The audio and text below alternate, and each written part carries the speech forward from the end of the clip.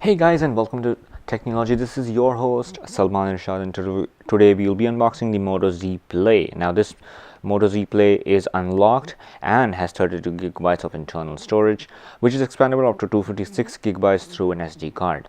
This retails for about $449 in the United States and should cost around 24 to 25,000 Indian rupees in India. So this is how the box looks from all around. You don't have much on the front, you just have the logo, and then you have some barcodes and information on the bottom, and then you have some information about the device and the specifications on the back.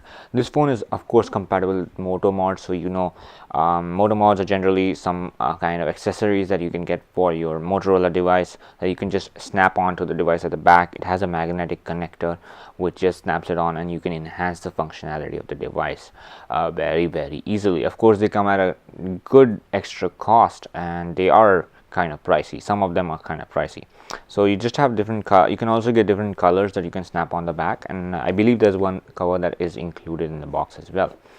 So now, going further into the box, this is first you're greeted with the phone itself, which is obviously a great device, and we just take a quick look at it. So you do have some quick specifications, some notable features about this device on the front on the sticker. So you have obviously Moto mods, 16 megapixel rear camera and 5 megapixel front facing camera. You do have a very big battery, 3510 milliamp hour battery, and Motorola claims that you should get about 50 hours of battery backup with this battery on one charge. So you do have a fingerprint reader over here, which is really good, which according to the reviews I've seen, it functions very well. Full HD display, and of course you have NFC and all that other good stuff. So that's about it. This is how the device looks. Personally, it feels very luxurious. It has a nice weight to it, and it's very comfortable to hold. It's quite big actually, and I'll just compare that to my other phone in just a second, but we'll just look at what's inside the box first. So continuing further into the box, you do have a box over here that says Moto Z, and inside you should have some manuals and warranty information that I'm not going to take a look at because it's just a waste of time. And you do have the backplate that I said was provided with the phone. So here is the backplate that it should just snap onto the phone. It has a magnetic connector at the bottom that it just snaps onto the back, and then you can see I'm just rubbing my fingers and it's not slipping. So it's a really good thing. And just to remove this, this one is it's made of wood, and you can get other versions as well for this one. So it's a really good addition for those of you who want to customize your phone. It's a really good addition. So here's the turbocharger. This can charge your device. You can get Motorola claims that you can get about 8 hours of battery life in just 15 minutes. That's a really good addition. And you do have the SIM removal tool, and that's about it, guys, in the box. So just keep all this aside, and I'm gonna peel out the sticker right quick. Nice whooshy sound, little bit of whooshy sound, so it's okay. Anyways, so comparing this to, this has a good bit of size to it. So comparing this to my Note 5 on the right hand side, you can see they are pretty much the same size. So I could say it's almost the same size. Even if I overlap it, you can just see that they both are pretty much the same size. I can say that the Motorola is slightly lighter, I mean bigger. So even the length, it's slightly wider than my Note 5, but it's got a good weight to it as well compared to my Note 5. It feels a little bit lighter than my Note 5.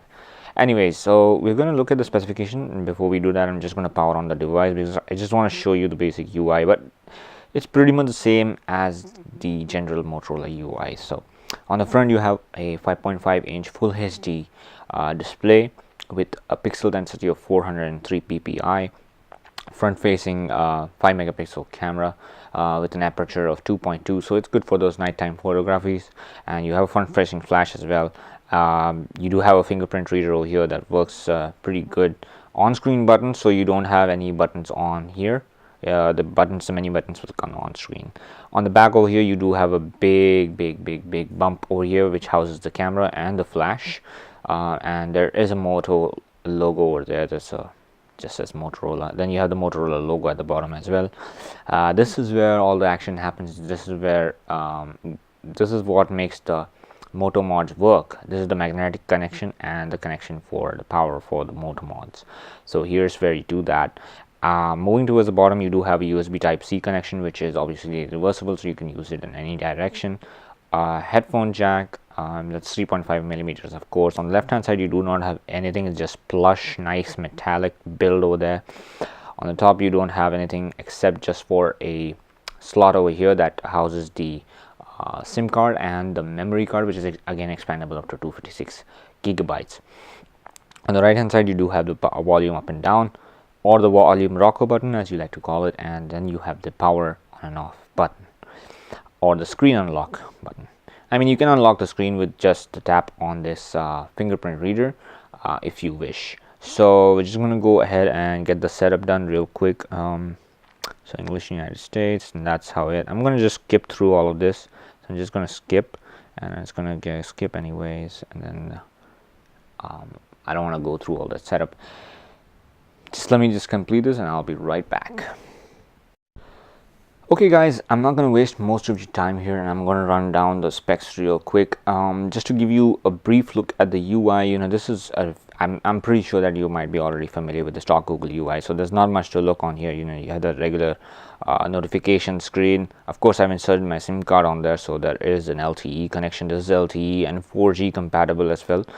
You have your regular dialer and your regular camera.